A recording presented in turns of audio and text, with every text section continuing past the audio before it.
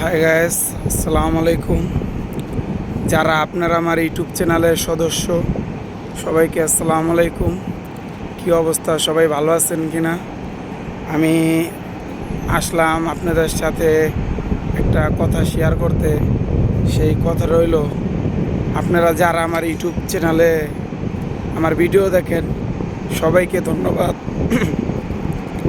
সবাই আমার ইউটিউব চ্যানেলটাকে সাপোর্ট দেওয়ার জন্য সবাইকে ধন্যবাদ।